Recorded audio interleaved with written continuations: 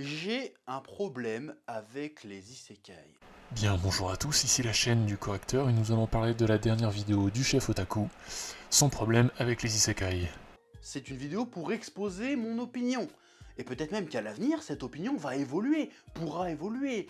Alors, ton opinion, je ne sais pas, mais en tout cas, tu évoques des faits très intéressants. En revanche, tu ne vas pas au fond du problème et en ça, j'espère bien faire évoluer ton opinion.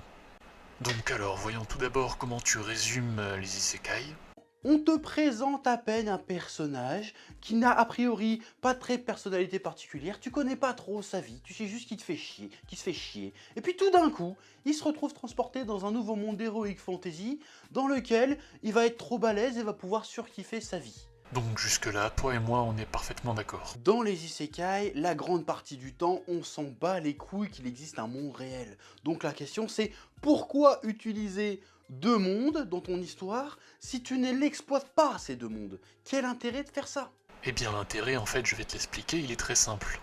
Ce personnage qui nous est présenté, son point de départ, c'est le monde réel, et son point d'arrivée, c'est le monde d'Heroic Fantasy. Le monde de départ, c'est le monde réel, sans intérêt. Il est sans intérêt, mais présent pour trois raisons. La première raison étant que ce monde de départ réel qui nous est présenté sert de point d'accroche. En effet, c'est le même monde que celui du spectateur, ce qui facilite l'immersion. Deuxièmement, ce monde de départ réaliste sert en fait à magnifier par contraste le monde d'arrivée. D'un côté, on a un monde réaliste froid aux couleurs ternes et absolument déprimant, et de l'autre, nous avons un monde d'héroïque fantasy chaleureux aux couleurs chatoyantes, absolument motivant.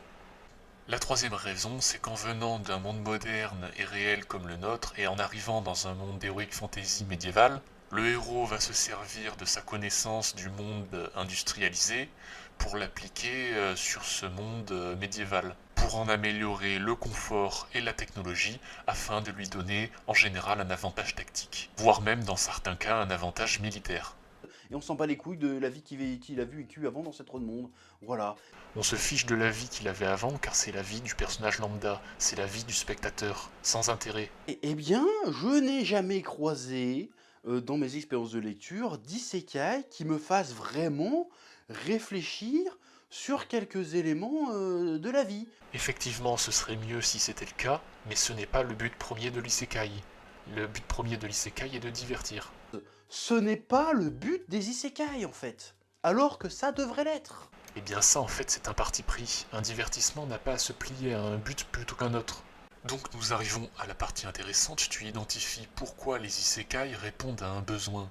Le but d'un isekai, c'est de répondre à un besoin, de répondre à une tendance.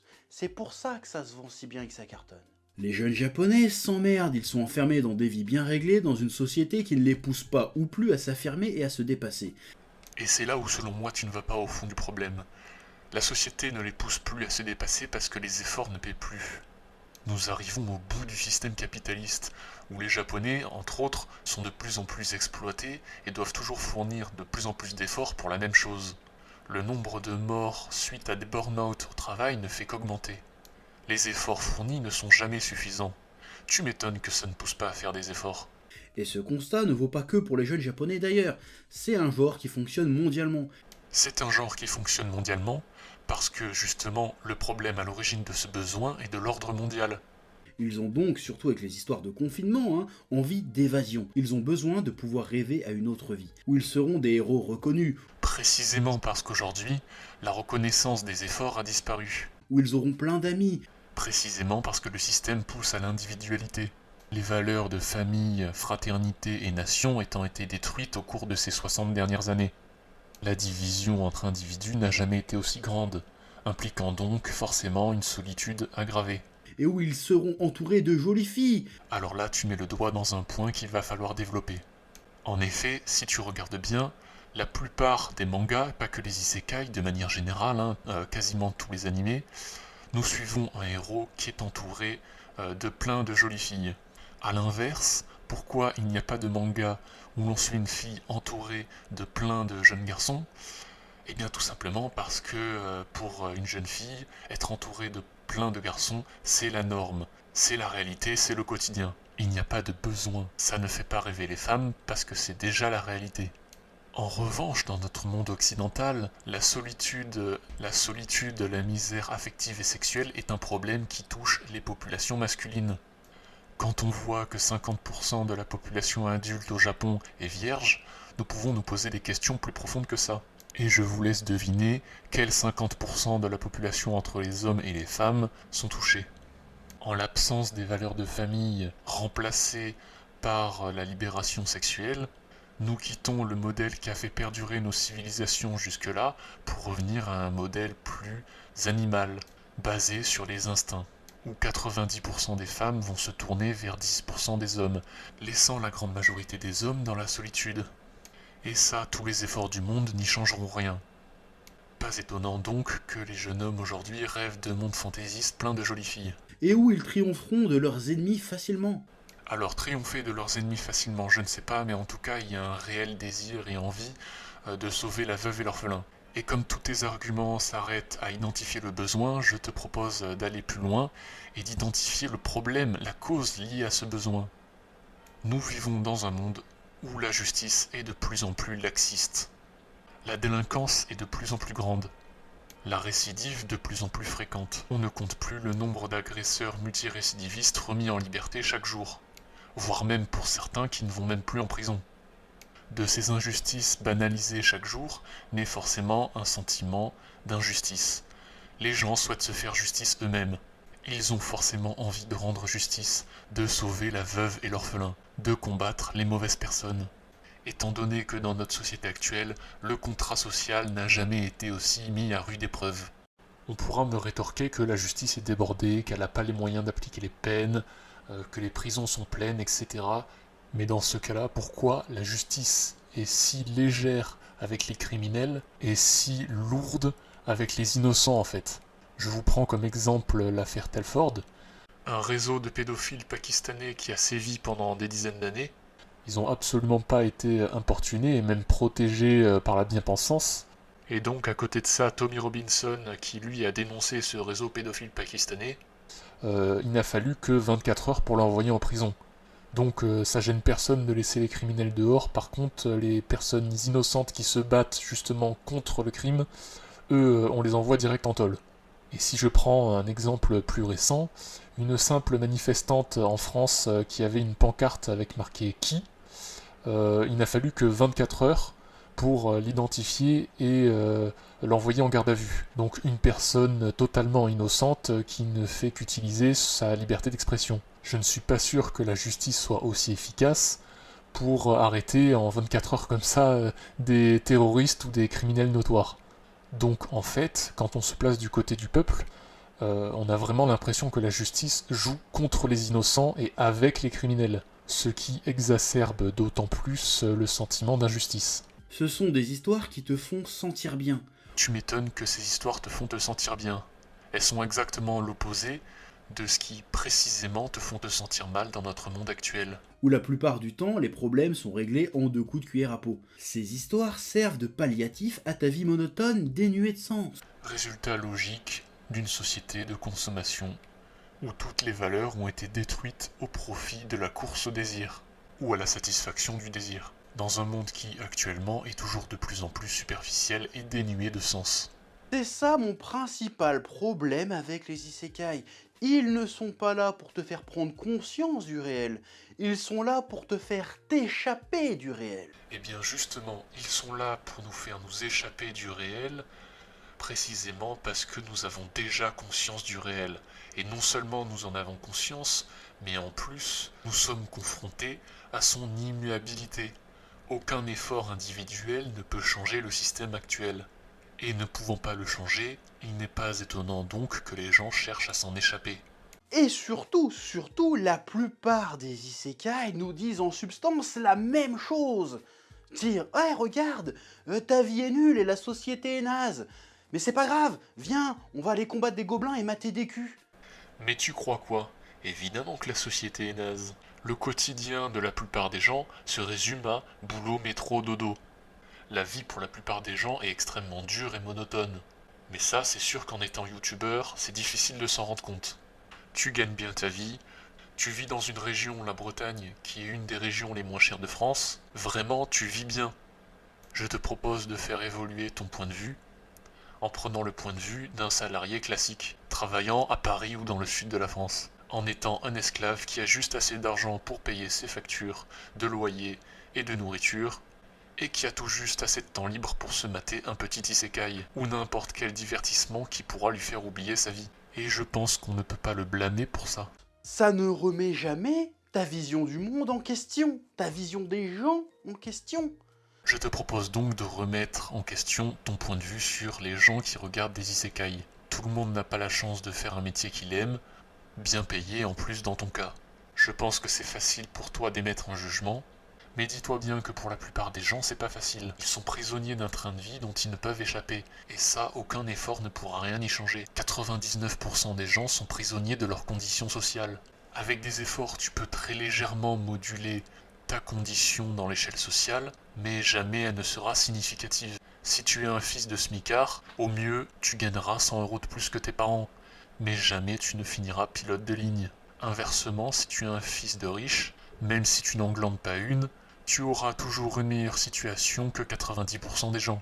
Si tu veux échapper à la médiocrité de ton existence, il va falloir faire des efforts pour t'améliorer. Si ta vie est nulle et ennuyeuse, ce n'est pas uniquement parce que la société et le monde dans lequel tu vis sont ennuyeux. C'est aussi et surtout parce que tu ne fais aucun effort pour changer de vie. Alors, comme je te l'expliquais plus tôt, les efforts permettent de moduler légèrement ta vie, mais jamais de changer de classe sociale.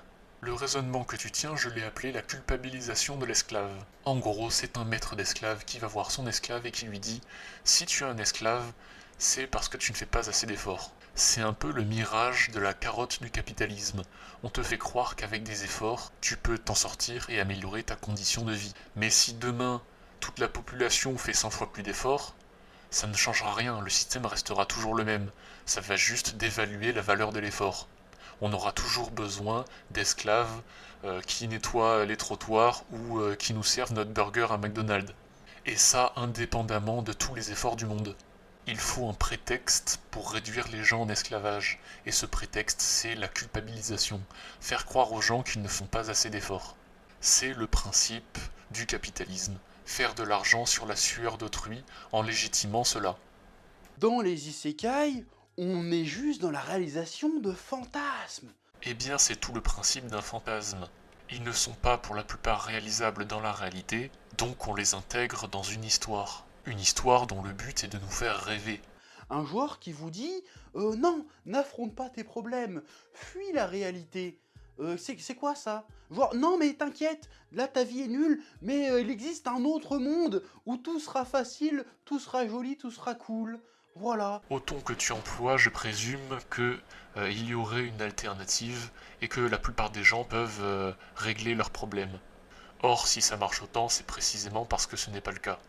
Je peux supposer aussi que tu en manques total d'empathie pour les personnes qui regardent des isekai précisément parce que tu ne les comprends pas. Tu n'es pas capable d'entrer en empathie avec eux parce que précisément tu n'es pas touché par les mêmes problèmes. Tu as une vie plutôt facile et plutôt bien payée, et tu supposes que ça pourrait être pareil pour n'importe qui moyennant suffisamment d'efforts. Or, comme je te l'ai expliqué précédemment, ce n'est pas le cas. Le système capitaliste actuel a toujours besoin d'esclaves, et il faut un prétexte culpabilisateur pour les maintenir dans cette situation. La fuite de la réalité étant le dernier tampon pour absorber la pression sociale d'un système toujours plus tendu et capitaliste. Ça veut dire que tu aimes profondément les isekai, que c'est un genre qui te touche, que si tu ressens vraiment tout ça, ce n'est pas bon signe. Ça veut dire que tu as perdu le contrôle sur ta vie. Tu subis la réalité, le monde qui t'entoure. Eh bien, laisse-moi te dire que même si 100% des gens avaient le contrôle sur leur vie, il faudrait quand même des esclaves en bas de la société. Techniciens de surface, équipiers chez McDonald's, ce que tu veux. Nettoyer les chiottes. Donc au final, même si 100% des gens avaient le contrôle sur leur vie, il faudrait en prendre une certaine proportion pour leur faire accepter de subir ces travaux-là. Or, la pénibilité du travail n'étant pas récompensée, personne ne veut faire ces travaux-là, donc c'est forcément quelque chose qui doit être subi. Et ça, peu importe les efforts ou le contrôle qu'ont les individus sur leur vie. Les isekai te font du mal, et pour t'expliquer ça, je vais prendre un exemple issu de la littérature avec Le meilleur des mondes d'Aldous Huxley, pardon. Oui. Bon, alors c'est une dystopie, c'est un roman d'anticipation, de science-fiction, tout ce que tu veux. Or, c'est un roman dans lequel, en fait, il y a une société plus ou moins utopique, dans laquelle les humains sont fabriqués à la chaîne et divisés en différents classes. Alors tout en haut, t'as les alphas, hein, ils sont beaux, intelligents, tout ce que tu veux. Ensuite, t'as les bêtas qui sont un petit peu moins beaux, un petit peu moins intelligents. Et puis ensuite, t'as la classe moyenne basse, hein, les gammas. Et tout en dessous, t'as les deltas, les epsilon. Donc là, apparemment, ça t'a échappé, mais la question que tu aurais dû te poser, c'est si on fabrique les êtres humains à la chaîne, pourquoi on ne crée pas tout simplement que des alphas? Si on ne crée pas que des alphas, c'est uniquement pour protéger le système esclavagiste et capitaliste. On a besoin de créer des bêtas et des gammas précisément parce que ceux qui sont en haut et qui ont le pouvoir ne veulent pas d'une société égalitaire et veulent conserver leurs privilèges. De la même manière que dans notre société, on abrutit les gens afin qu'ils ne se rebellent pas. L'éducation nationale notamment est une usine à formater des esclaves. Et dans le meilleur des mondes, on maintient le statu quo, on maintient ce paradis artificiel, a priori paradis artificiel, en inoculant, en faisant ingérer aux gens du soma. Le soma, c'est une drogue plus ou moins psychodélique qui, en fait, dès que t'es stressé, dès que t'es angoissé, dès que t'as une idée un peu originale ou dès que tu te poses une question sur le système qui t'entoure, on te dit, on te prescrit, tiens, prends quelques grammes de soma, ça ira mieux. C'est pour pas qu'un gamin se dise, pourquoi j'aurais pas les mêmes droits, les mêmes privilèges qu'un alpha, par exemple. Donc non, on va lui filer des somas, comme ça il se pose pas de questions. Alors, à la différence près que dans notre monde actuel, les gens se posent des questions et se rendent compte des inégalités et des problèmes de notre société actuelle. Et si les gens ont besoin de divertissement, c'est justement parce qu'ils se posent des questions, mais que la conclusion est sans appel. Le système ne peut pas changer. Donc tu auras beau te poser toutes les questions du monde, le système restera le même et tu ne peux rien y faire. Et que tu auras à bouffer et qu'en plus tu auras ta drogue, eh ben, tu auras tout le cocktail parfait pour rester où t'es. Tu vas dire, bon, c'est bien comme je suis, j'ai pas besoin de m'améliorer dans la vie, tout est bien, c'est bon, je reste là, je suis bien. Voilà. Encore une fois, avec ou sans soma, ou avec ou sans divertissement, le système, tu ne peux pas le changer. Le divertissement n'est pas là pour t'empêcher de faire des efforts qui amélioreraient ta situation, mais précisément parce que tu ne peux faire aucun effort pour améliorer ta situation. En tout cas, pas significativement. Tu peux toujours t'instruire, lire, faire de la musculation, améliorer ton physique et ton mental, mais tu ne changeras pas ta place dans la société. Tu ne changeras pas non plus la société. Et il y a un moment dans le bouquin où il y a un personnage, une femme, je veux pas spoiler mais on s'en fout, qui se retrouve à court de soma, et sans le moindre moyen de s'en procurer de nouveau. Et du coup, elle devient complètement tarée. Elle devient colérique, elle devient nerveuse, elle devient hystérique, elle devient mauvaise, elle devient méchante. Parce que en fait, elle ne peut pas supporter la réalité, la nouvelle réalité dans laquelle elle vit. Une réalité qui est terrible par ailleurs. Et des années plus tard, quand ce personnage retrouve l'accès au soma, eh ben, la réalité a été tellement terrible qu'elle s'en gave jusqu'à la mort, en fait. Eh bien, le parallèle qu'on peut faire ici, c'est à peu près comme les gens qui ont eu de gros soucis et qui finissent par sombrer dans l'alcoolisme jusqu'à en mourir. Mais prends note que dans le meilleur des mondes ou dans notre société actuelle, dans les deux cas, avec ou sans soma ou avec ou sans divertissement, tu ne peux pas changer le monde actuel. Et si tu ne peux pas le changer, tu ne peux faire que l'oublier. Tu as peur qu'on te retire ton soma. Tu as peur d'affronter la réalité. En fait, c'est parce que t'es faible. Et peut-être même un peu lâche, en fait. Oui. Pour résumer, quand tu fais ce genre de tweet, tu ne fais que montrer à la face du monde qu'en réalité, tu n'es qu'un faible et un lâche, accro à la branlette, et qui en plus a probablement une vie de merde. Alors là, en fait, excuse-moi, mais j'ai l'impression d'entendre Macron qui parle des sans-dents, des gens qui ne sont rien. Cette espèce de mépris de classe, qui a tendance en permanence à rejeter la faute sur ceux qui sont en bas. Le principe que j'expliquais plus tôt, la culpabilisation de l'esclave. Tu auras beau tout faire pour sortir de la médiocrité ou ne pas être médiocre, il y aura toujours des gens à qui on fera subir des travaux pénibles, et non récompensés à la hauteur de la pénibilité. D'autre part, tu te permets de critiquer les gens addicts au soma, ou plus précisément dans notre monde réel, le divertissement ou la masturbation, ou même l'addiction à la nourriture. Chacun a son soma, et on n'arrive pas à 150 kilos en n'ayant pas un problème avec la nourriture. Je trouve que c'est un peu facile de médire sur les gens qui ont envie juste d'oublier la pénibilité du monde actuel et de prendre un peu de plaisir en fait pour oublier les problèmes. Malheureusement ou heureusement, ça va demander un effort, de faire un effort. Et cet effort, ça va être de sortir de ta zone de confort. Et souvent, cette qualité, quand tu vas la trouver, elle va te permettre de t'élever au moins un tout petit peu. De t'élever un tout petit peu certes, mais pas significativement, en tout cas pas assez pour changer ta condition ou ta classe sociale. Et c'est important de chercher à s'élever un tout petit peu. Et c'est d'autant plus difficile de faire tous ces efforts pour la chercher, cette qualité, quand tu es submergé d'une vague d'isekai ininterrompus qui sont inoffensifs et vides de sens. C'est surtout difficile en fait quand tu es submergé dans un monde où l'effort n'est pas récompensé. C'est-à-dire les isekai, ça te dit « Non mais, reste là, on est bien ». Ceci étant dit, si tu te satisfais de ta condition de vie médiocre, moi ça me va, tu fais ce que tu veux. Ne te vexe pas, c'est pas grave d'être médiocre, comme disait le poteau Nietzsche. Le tonton Friedrich, le fraté. On a besoin des médiocres. Nous, ici sur cette chaîne, nous vous aimons les médiocres, oui. Alors là, c'est de loin le passage le plus méprisant de la vidéo. Tu peux remplacer le mot médiocre par esclave, c'est à peu près la même chose. Tu fais culpabiliser d'un côté les médiocres, en leur disant que c'est leur faute et qu'ils ne font pas assez d'efforts, et en même temps, tu te satisfais de leur existence qui te permettent de mener une vie meilleure que la leur, ce qui permet au passage de te valoriser et de croire que tu es plus méritant que eux. Va voir par exemple les agriculteurs, ou bien les employés qui font les routes, les personnes qui travaillent chez EDF, les maçons, etc. Tous ces gens qui font que le monde tourne, et qui se lèvent un cul monstrueux tous les jours pour bosser, tout ça pour que tu puisses avoir une vie sympathique, va leur dire à eux qu'ils ne font pas assez d'efforts. Tu traites les gens qui sont en bas de la société de médiocres, que si en gros ils sont dans la misère c'est de leur faute, mais par contre tu es content qu'ils restent à leur place parce que tu as besoin d'eux pour survivre. Je trouve ça profondément hypocrite.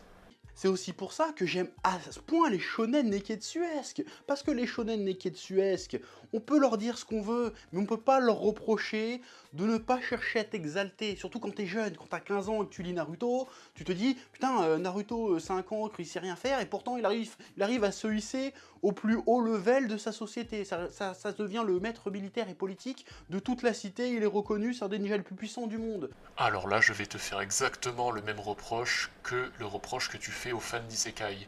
Tu es dans la satisfaction d'un fantasme. Un fantasme car dans la réalité, quand tu nais en bas de l'échelle sociale, tu n'en arrives jamais en haut, et ça peu importe tous les efforts du monde. Et ces shonen neketsuesques sont là pour te faire croire que par l'effort tu peux t'en sortir et arriver tout en haut. Mais c'est un fantasme au même titre que les isekai. Et c'est là tout le principe du capitalisme.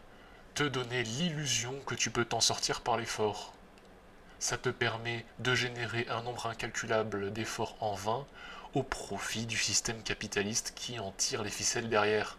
Ça te dit que toi aussi, jeune cancrelat que tu peux peut-être, avec suffisamment de motivation, d'abnégation, d'orgueil, tout ce que tu veux, réussir à t'élever dans la société. Alors ça ne deviendra certainement pas Hokage, peut-être même que tu n'iras pas bien loin, mais au moins, tu auras essayé. Ça te donne au moins l'illusion que tu peux tenter de faire quelque chose.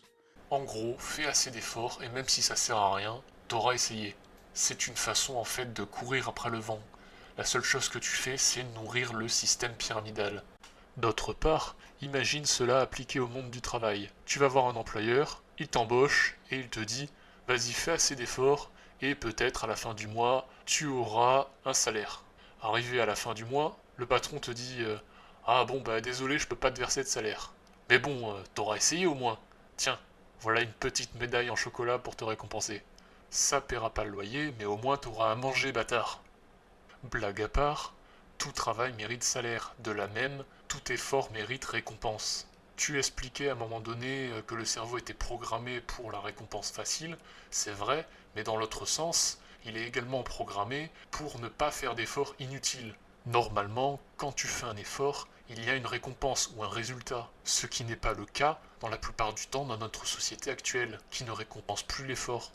Mais j'aimerais bien tomber plus souvent sur un isekai qui se contente pas de me faire oublier l'existence et de me faire oublier que je vais mourir un jour en fait. Tu ne veux pas oublier la réalité précisément parce que la réalité, elle est géniale pour toi.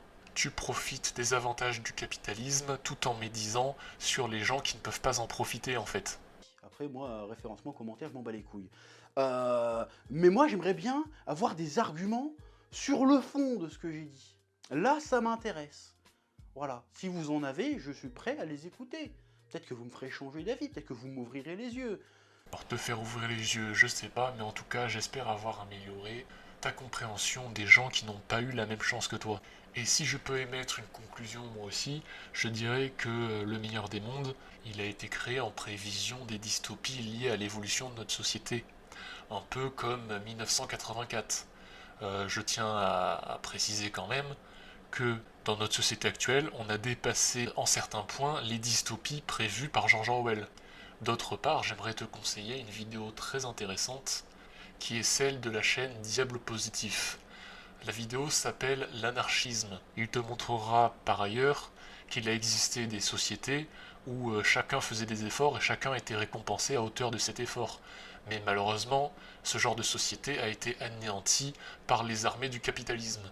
En général, quand les gens cherchent à faire des efforts pour s'émanciper et qu'ils créent un système basé sur l'émancipation, ils sont tout à fait anéantis et génocidés. Car ceux qui sont au sommet du système capitaliste veulent conserver les privilèges et anéantir tout système qui menacerait leur oligarchie.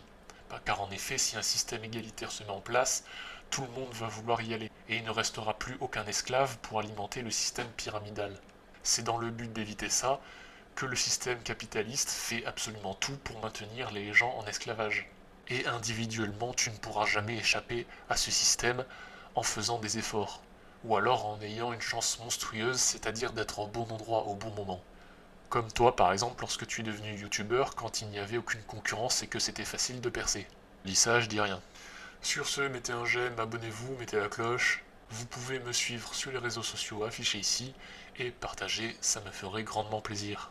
Cette chaîne naissante en a en effet grand besoin. Sur ce, portez-vous bien, bonne journée à vous, ciao.